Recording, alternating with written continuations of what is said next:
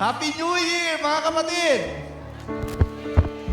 Kumusta po ang inyong mga medianoche? Nakahanda na? Nakapagluto na? Yung iba naka-order na? Pero nagpapasalamat tayo sa Panginoon. Alam niyo po talagang isa sa magandang panahon ng pagpapasalamat sa Panginoon ay itong mga kapanahonang ito. Kaya naman, hindi tayo matatapos-tapos sa ating pagpapasalamat. Sabi nga ni Pastor Josel kaninang umaga, nung nagsimula po tayo sa taong 2023, diniklara natin ang ating watchword na testimony o patotoo. At mula nung unang buwan na yon hanggang ngayon, palagay ko marami kayong maipagpapatotoo na kabutihan ng Panginoon. Amen po ba? Kaya naman, mga ilang oras na lang bago pumasok ang 2024, napakagandang i-spend natin ang ating oras, ating pagkakataon ng pagsasama-sama sa Kanyang presensya, na ipagpasalamat, balikan natin yung mga ginawa ng Panginoon. January 2023, nasaan kayo? February 2023. Diba? March 2023. April, May, June, July. Ano yung mga pangyayari, masama man o hindi man maganda or mabuti. Pero alam niyo po, talagang napakagandang balikan. At kapag binalikan mo ito, napakabuti ng Panginoon. Hindi sa lahat ng panahon mabuti yung pagkakataon, pero sa gitna ng pagkakataong yun na hindi maganda, nandun pa rin kasama natin ng Panginoon at hindi tayo pinabayaan. Palapakan po natin ang Panginoon. Sige po. Meron nga pong mga bagyo na naranasan ang mga disipulo, pinatigil ang ating Panginoong Yesus. Tumigil ka! At tumigil nga yung bagyo, di ba? Nagulat pati si Pastora Heidi, no? Meron namang bagyo na hindi pinatigil ng Panginoon. Naalala nyo yon? Naglalakad siya naglalakad siya sa gitna ng bagyo. So may mga bagyong biglang papatigilin ng Panginoon at naranasan natin yan. May mga bagyong iingatan tayo ng Panginoon sa gitna ng bagyo. At pagsakay niya doon sa bangka, biglang tumigil ang bagyo. Kaya ito ay milagrong biglaan o milagrong sinasamahan tayo ng Panginoon. Sa lahat ng pagkakataon, pinapasalamatan natin ng Panginoon. Ang pinaka-importante, kasama natin ang Diyos. Kasama natin siya sa mga panahon ng pagsubok. Kaya naman, ang akma at tamang dapat nating gawin sa 2024 ay ang ipagmalaki. Sabi nga po natin ipagmalaki. Ipagmalaki, ipangalandakan, ano pa? Ipagbunyi. Ano pang mga malalalim na Tagalog, Pastor Gan? Tulungan mo ako rito.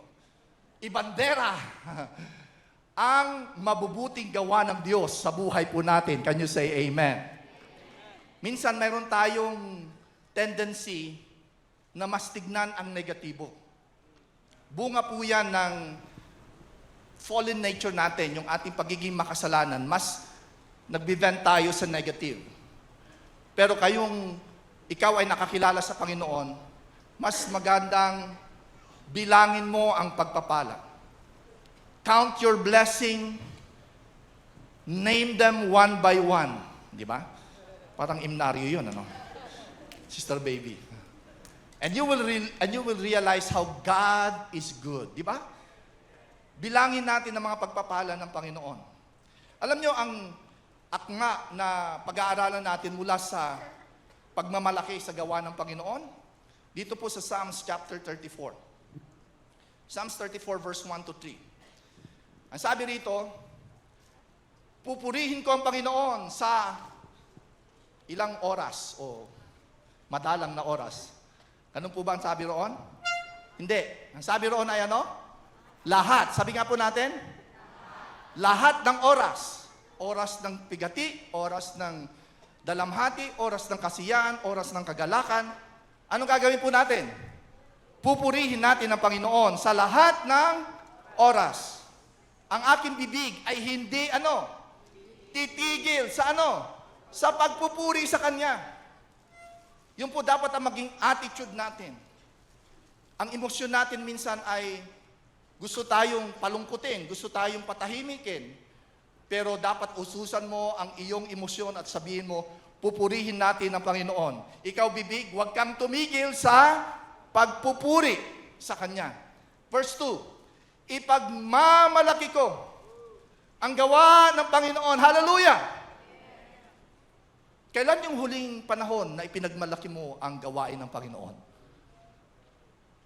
Kailan natin ipinangalandakan ang kabutihan ng Diyos sa buhay po natin? Ipagmamalaki ko ang gawa ng Panginoon at maririnig ito, testimony. Yun po ang ibig sabihin ng pagpapatotoo. May mga kabutihan na ginagawa ang Panginoon sa iyo, huwag mong sarilinin niya mga kapatid sa narinig yan ng mga inaapi, narinig yan ng mga nasasaktan, narinig yan ng walang pag-asa. Sila ay sila'y magagala, sila'y may encourage. At kanilang mapapatunayan, totoo ang Diyos. At kung totoo yan sa Kanya, mangyayari rin ito sa akin. Can you say amen? Ayan, sabi niya dito sa verse 3. Halik kayo! Sabi nga po natin, sabay-sabay, isigaw natin. Isa pa po. Isa pa po. Halik kayo. Ipahayag natin. Ipangalandakan natin. Huwag tayong matatameme. Huwag tayong tatahimik. Mabuti ang Diyos sa iyo. Ipangalandakan mo yan. Ipahayag natin ang kadakilaan ng Panginoon at itaas natin ang Kanyang pangalan. Hallelujah! Oh, come on, sige po. Kung papalakpak po kayo nang hindi po napapahiya. O kayo tumurotot kung gusto niyo tumurotot, di ba? Oh, praise the Lord. Alam niyo, katulad niya, sino ba yung nagsabi kanina? Si Pastora Maylin yata. Minsan tayo, pag nanonood tayo ng mga basketball, o di ba? Meron pa tayong di ba? Para sa PBA yun, di ba? Kung yung basketball lang, na kapag nanalo sila ay wala ka namang premyo, di ba? Sila ang may trophy, wala ka namang trophy.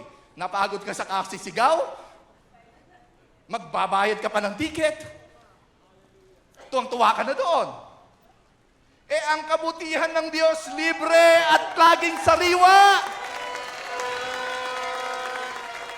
Kaya wag mong dapat itatago yan, ipagpasalamat mo yan. Hallelujah! Sige, mamaya na ulit, ha? Baka maubusan kayo ng hangin, eh. At baka tumalsik yung mga laway sa mga turotot na, eh. So marami pong bagay ang dapat nating ipagpasalamat sa taong 2023. In fact, naka-outline na po dito sa chapter na ito. Verse 4 to 6. Ako'y nanalangin sa Panginoon, sabi niya. At ako'y Kanyang sinagot. Pinalaya niya ako sa lahat ng aking takot. Ang mga umaasa sa Kanya ay nagniningning ang mga mata sa kaligayahan. Walang bahid na hiya sa kanilang mukha. Walang hiya. Pero hindi, walang bahid naman. Talaga. Walang bahid ng hiya. Kaya nga nilagyan ng bahid, no? Para, hindi. Pero walang bahid ng hiya sa kanilang mukha. Verse 6. Noong wala akong pag-asa, tumawag ako sa Panginoon, ako'y Kanyang pinakinggan at iniligtas sa lahat ng mga dinaranas kong kahirapan. Purihin natin ang Panginoon. Ilang panalangin sa loob ng 2023 ang inyong isinambit sa Panginoon at nakita nyo ang kapangyarihan ng Diyos na kumilos sa inyo. Can you say amen? Ipagmalaki natin yan.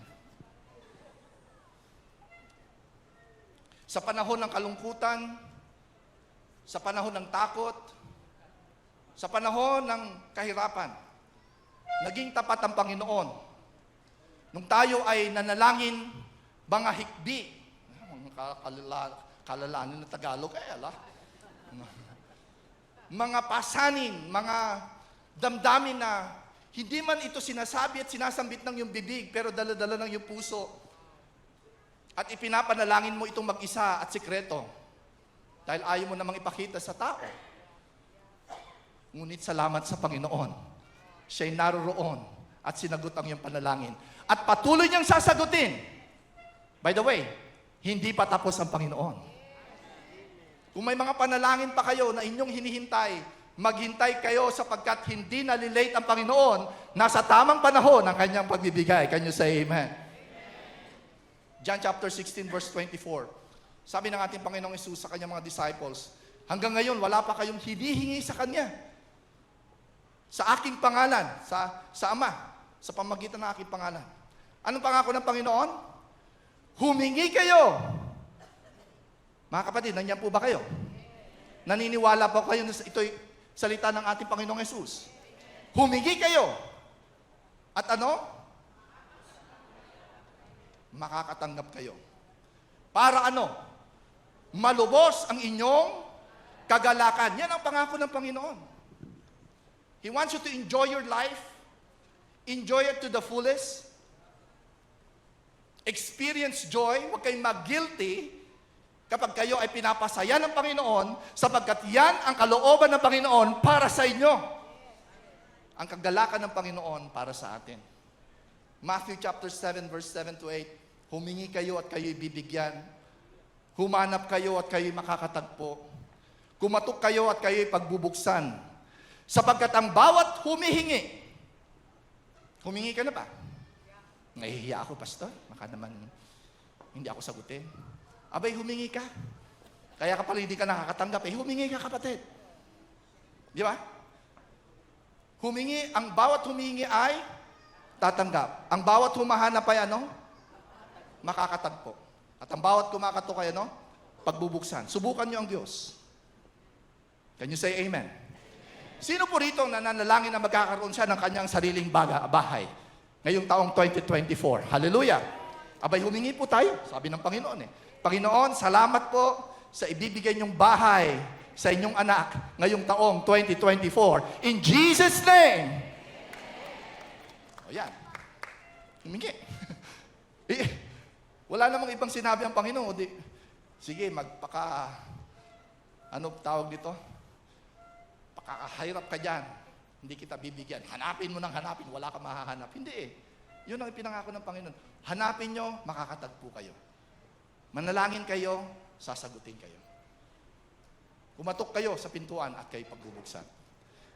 At napatunayan nyong ang Panginoon ay sinagot ang inyong panalangin ngayong 2023. Pasalamatan nga po natin ang Panginoon sa lahat ng mga panalangin sinagot niya sa ating mga buhay. Palapakan po natin ang Panginoon. Salamat po, Panginoon. Pangalawa, 7 to 8. Ang anghel ng Panginoon ay nagbabantay, verse 7 to 8. Ang anghel ng Panginoon ay nagbabantay sa mga may takot sa Diyos. At ano? Ipinagtatanggol niya sila. Subukan ninyo. Subukan ninyo. Taste pala, hindi test. Taste and see. Tama nga, di ba? That the Lord is good. Subukan ninyo. Kasi test at saka taste halos magkapareho, di ba? At inyong makikita, tignan nyo ha, ang Diyos nang humahamon sa inyo ha. Hindi yung, ay bahala ka kung baka katanggap ko, hindi. Hindi. Ilang beses na sinasabi ng Panginoon ito, subukan nyo ako. Subukan nyong ibigay nyo ang inyong ikapo. Subukan nyong humingi. Subukan nyo na magtiwala sa mga salita ko. Subukan nyo. Biruin nyo ang Diyos na nagcha-challenge sa inyo, no? So isa lamang ang hinahanap ng Panginoon sa atin. Nasubukan mo na ba? Ginawa mo na ba yan? Kung gaano kabuti ang Panginoon, napakapalad. Sabi nga po natin, napakapalad. Napakapalad ang taong naghahanap ng kaligtasan mula sa Kanya. Huwag sa inyong sariling kakayanan. Ngayong taong 2023, nagpapasalamat tayo sa Kanyang pag-iingat sa atin. Sa lahat ng mga Pinupuntahan natin mga traveling. May sito ng mga jet setter po rito. Salamat sa Panginoon sa pag-ingat sa inyo. Salamat sa Panginoon sa inyong tahanan na iniingatan ng Panginoon.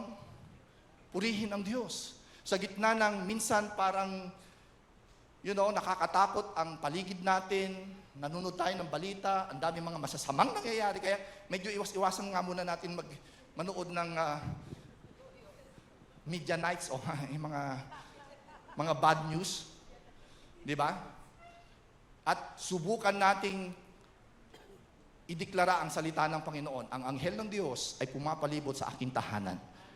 Ang anghel ng Diyos ang mag-iingat sa akin. Pasalamatan po natin ang Panginoon yan. Panginoon, salamat po. Salamat po, Panginoon, sa pag-iingat po sa amin. Sa buong taong 2023, napakabuti mo po, Panginoon. Pangatlo, verse 9. Kayong mga hinirang ng Panginoon, matakot kayo sa Kanya. Dahil ang may takot sa Kanya ay hindi, pagkukulangin sa lahat ng Kanyang pangangailangan. Purihin ang Diyos. Verse 10. Kahit mga leon, ay minsan nagkukulang. Walang makain.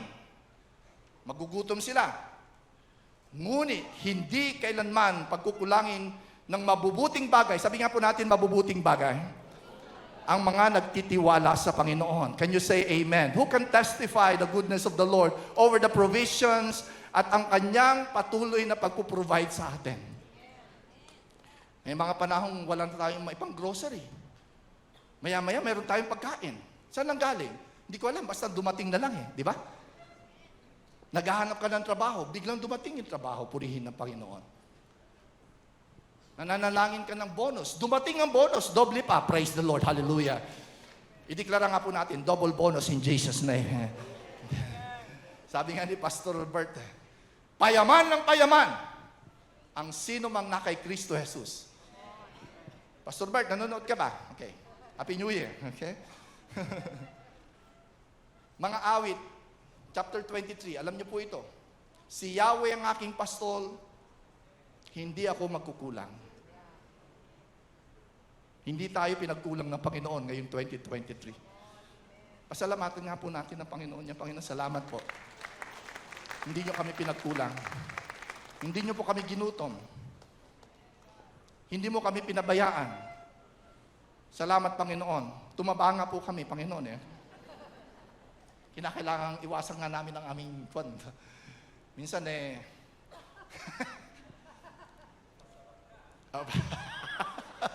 sabi ng doktor sa akin, Pastor, nasusobrahan yata ang inyong pagkain. Siyempre po, pagkain po yun, inaalok sa iyo, alangan naman tanggihan ang pagpapala ng Diyos. Medyo bawas-bawasan lang po natin. Pero patikim-tikim lang. Pero alam niyo talagang totoo yun, talagang naging mabuti ang Panginoon sa atin. Can you say amen? Hindi kayo pinabayaan ng Panginoon. Naging puno ang inyong refrigerator, mayroon kayong niluluto sa inyong stove, mayroon kayong ipinangiinit sa inyong microwave, at lahat ng bagay ay talagang naranasan natin na hindi tayo pinabayaan ng Panginoon sa atin. Palapakan nga po natin ang Panginoon. Salamat po, Panginoon. Salamat po. Pang-apat, verse 11. Lumapit kayo, kayong gustong matuto sa akin.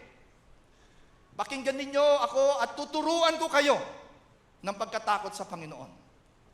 Kung nais ninyo ng masaya at mahabang buhay. Sino po rito ang gusto ng mahabang buhay? Siyempre, lahat po tayo, no? Iwasan ninyo ang masasamang pananalita at pagsisinungaling. Lumayo kayo sa masawa at gawin ninyong mabuti. Pagsikapan ninyong kaptin ang kapayapaan. Ano po ang mga itinuro ng Diyos sa atin ngayong taong 2023? Maging honest lang po tayo, di ba? Napakarami. Mga bagay na akala mo, nagpapakumbaba ka na, pero hindi pa pala. No? Panginoon, humble naman ako . O, yun na nga sinasabi ko sa iyo . Napaka-humble ko, Panginoon, bakit ba? Yun nga dinideklara mong humble ka, mayabang ka na, di ba? Panginoon, kailangan ko ng pasensya. Ngayon na. Kung hindi mo ibibigay, magagalit na ako. Di ba? Pero, may mga bagay na pinagdaanan tayo ngayong 2023 na kung magiging mapagpakumbaba tayo, maraming itinuro ang Panginoon sa atin. Totoo po yun? May mga itinuro sa iyo na medyo bawas-bawasan mo naman ng, ako personal, yung mga pananalita mo sa anak mo. Sige po. Medyo nakakawala yung leon sa iyo. Gano'n ba? Sige po. Diba? Diba yung may kanta kanina? There's a lion inside you, diba? Ibang leon lumalabas minsan. Doon sa kanta dapat, leon na nagpupuri sa Panginoon, hindi po ba? At nagpapasalamat, minsan iba eh. Leon na, na anong tawag nun?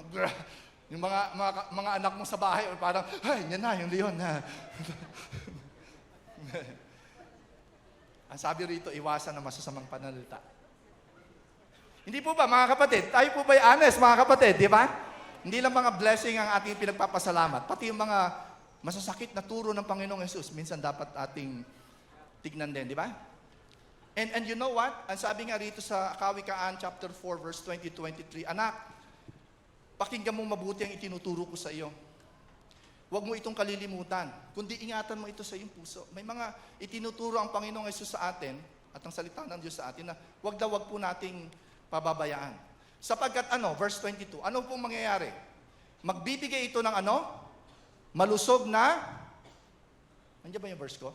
Ay, wala. Okay. Sige. Kaya pala hindi kayo nagre-respond sa akin. Sapagkat magbibigay ito ng malusog na pangangatawan. Yung mga high blood yan, mga alta presyon, mga mga sumasama ang pakiramdam dahil sa, minsan hindi natin nasusunod, yung salita ng Panginoon. Ano dito? Ang magbibigay ito ng malusog na katawan at mahabang buhay sa sino mang makakasumpong nito. Kaya ang salita ng Diyos napakaganda po Verse 23, higit sa lahat po, ingatan mo ang iyong isipan. Bakit? Sapagkat kung ano ang iyong iniisip, yun din ang iyong magiging buhay. See? What are the meditations that we are taking for the year 2023? And it becomes a lifestyle and a pattern of thinking to us. Hindi po ba? That is why God wanted you to renew your mind sa salita ng Panginoon. Kasi kung ano ang iyong minemeditate, yun din ang iyong nagiging character at yun ang iyong nagiging attitude. So, balikan po natin. Panginoon, ano mong itinuro mo sa akin ngayong taong ito? Ano ang itinuro ng Panginoon sa atin? Yung magsabi ng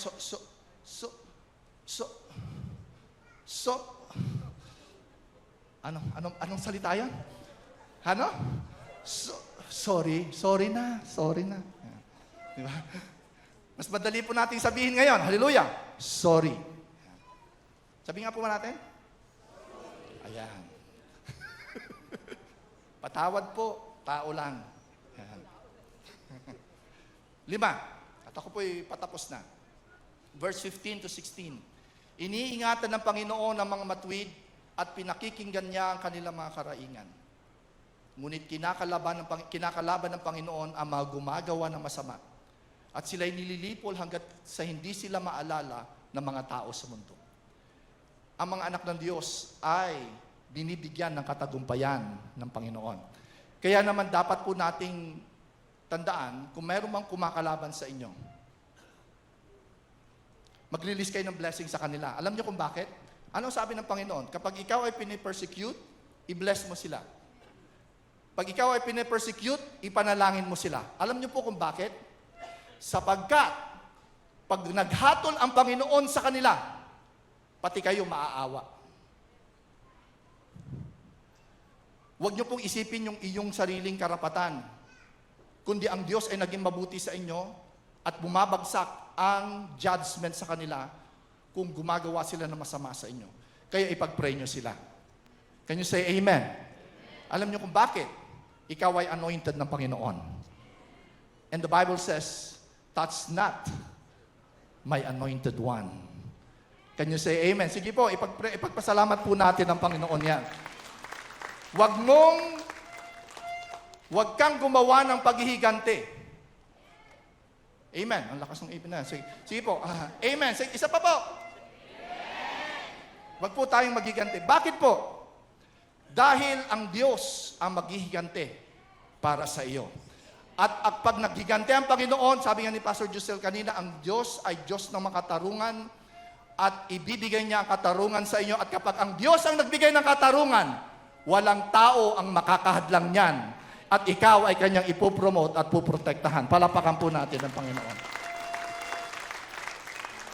Pang-anim, verse 17 to 18. Tinutugon ng Panginoon ang panalangin ng mga matuwid at inililigtas sila sa lahat ng mga suliranin. Malapit ang Panginoon sa mga may bagabag sa puso at tinutulungan niya ang nawawalan ng pag-asa. Ngayong taong 2023, kailan niyo po naranasan na inibsan ng Panginoon ang kabigatan ng inyong kaluluwa? May mga depresyon at kalungkutan. Pero ang Diyos, binigyan po tayo ng comfort at kapayapaan. Ipagpasalamat po natin yan sa Panginoon. Panginoon, salamat po na naibsan ng aming mga puso ang kabagabagan at ang kawalan ng pag-asa. Binibigyan mo kami ng panibagong pag-asa.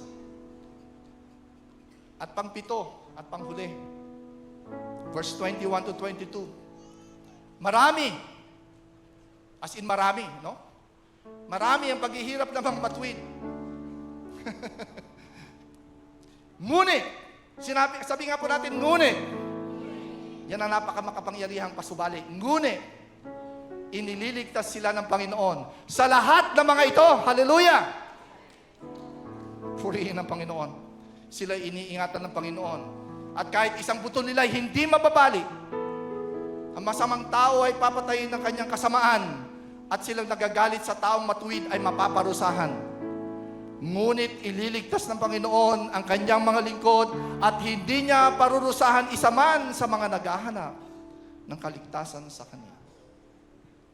Nagpasalamat po tayo sa kaligtasan na binigay ng Panginoon sa atin. Panginoon, salamat po. Salamat po. Pitong patuto mula dito sa kapitulong ito ng Book of Psalms. Balikan niyo po ulit. Basahin niyo po ulit yan.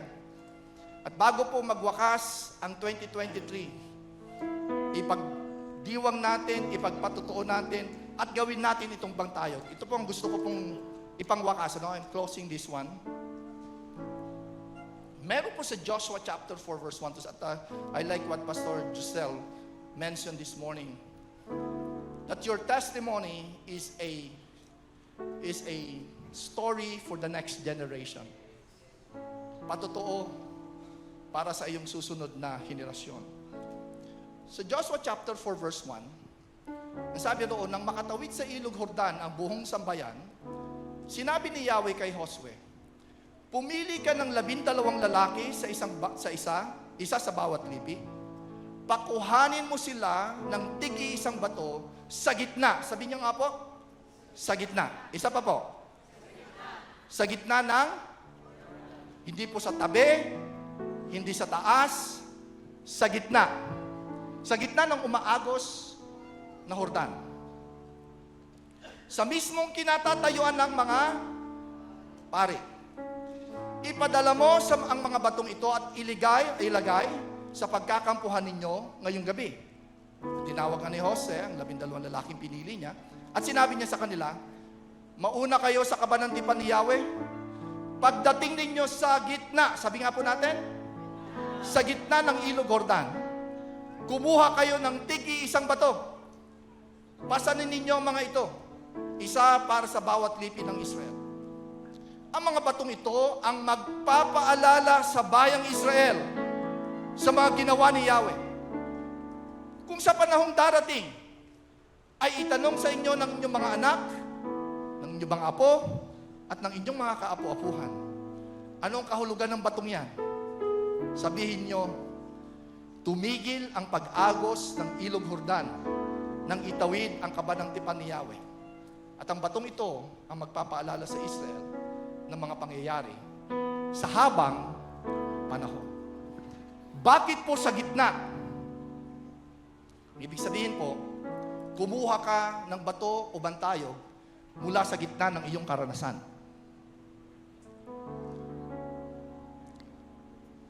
Na ipagpatayo mo ang iyong bahay. Gawin mong bantayog yan. Nakabili ka ng kotse. Gawin mong bantayog yan. At bakit sa gitna? Sapagkat nasa gitna yung kaba ng tipan. Hindi dahil sa iyong sariling kakayanan, kundi sa presensya ng Panginoon, kaya ikaw ay nagkaroon ng katagumpayan. Kaya sasabihin mo sa iyong susunod na henerasyon, alam mo itong bahay na ito, anak, wala kaming pera noon. Pero nakatayo yung bahay na yan. Okay, sa kaupo-upuhan natin, sabihin natin. Maalala ko yung lolo ko. Nung panahon ng Hapon, ayan, uupo na kami yan kasi marami na siyang ikukwento. Pero totoo po yun. Mga nanay, mga tatay, mga magulang, huwag niyo pong kalilimutan na ipagpatayo ng bantayog o patotoo ang inyong mga karanasan. Alam niyo kung bakit?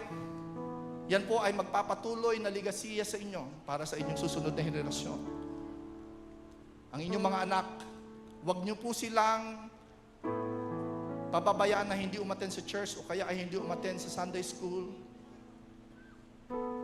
sa midpoint. Paatinin niyo sila. Ipakita mo sa kanila ang kaputihan ng Panginoon. At pagdating ng panahon, marirealize nila, totoo ang Diyos ng tatay ko o ng lolo ko. Dahil sa kanila, nandito may katagumpayan ang pamilya ko. Ang katagumpayan mo ay ligasiya para sa susunod mong henerasyon. Huwag kang tumigil sa iyong pananampalataya. Alam niyo po, nasa first generation Christian po tayo. Sino po rito kayo ang unang mananampalataya sa inyong pamilya? Itaas niyo nga po ang inyong kamay. Di ba? Kayo yung una. Ang majority sa atin, first generation. Pero the next generation, magmumultiply na po yan. Mag-i-increase na po yan. At pasasaambat, babaguhin niya pati ang bansang kinalalagyan mo. Dahil sa ligasiya na hindi mo kinalimutan ang kabutihan ng Panginoon. Palakpakan po natin ang Panginoon dyan. Hallelujah! Purihin ang Panginoon. Purihin ang Panginoon. Manalangin po tayo. Sige, manalangin muna tayo, ha? Pray tayo. Panginoon, salamat po sa mga pag-iingat, mga provisions, pagtuturo, pagpapalakas sa amin, mga bagay na hindi namin inaasahan na mangyayari pero nangyari, ngunit nandun pa rin ang inyong pangunguna sa amin at hindi kayo nabibigla sapagkat alam niyo na po ito. Salamat po sa bawat pamilya na nakaranas ng mga bagay na kung saan nagtuturo sa amin. Tapat ka at mabuti ka. Hindi mo pinababayaan ang inyong mga anak. Sa mga ilang oras na lang nitong taong 2023, Panginoon, nagpapasalamat po kami sa inyo. Salamat po sa lahat ng mga provisions, mga blessing, mga protection na binigay mo sa amin. Wisdom, katalinuhan sa mga bagay na amin pong kinakaharap. Relasyon na inyong pinag-ugnay at ni-restore. Pamilya na inyong iningatan. Kalusugan sa aming pangatawan. Salamat din sa pagpawi ng anumang uri ng kalungkutan na aming naranasan. Mga disappointment, depression at mga bagay na hindi namin inaasahan nangyari. Pero Panginoon, naging tapat ka pa rin sa amin. Hindi mo kami pinabayaan. Kaya naman ngayong oras na ito, nagpapasalamat po kami sa inyo. Salamat po, Diyos, sa church na ito. Tapigin mo ang iyong katabi at ipagpasalamat po sa Panginoon ang iyong kapatid sa Panginoon. Salamat, mga kapatid. Salamat sa pamilya ng New Life. Salamat sa ating pastor na si Pastor Giselle, Pastora Maylene, ang ating senior pastor, Pastor Paul, and Sister Shari. Sa lahat mga leader na nandito sa church na ito, na gumagabay at nagtuturang iyong mga salita upang maging matagumpay po kami sa bawat salita na aming tinatanggap. Sa iyo po namin maingat na ibinabalik ang papuri at pasasalamat. Ikaw lamang ang maitaas sa katagumpayan at kabutihan mo sa amin. Sa pangalan ni Jesus, ang lahat ay sumigaw na Amen. Palapakan po natin na malakas ang Panginoon.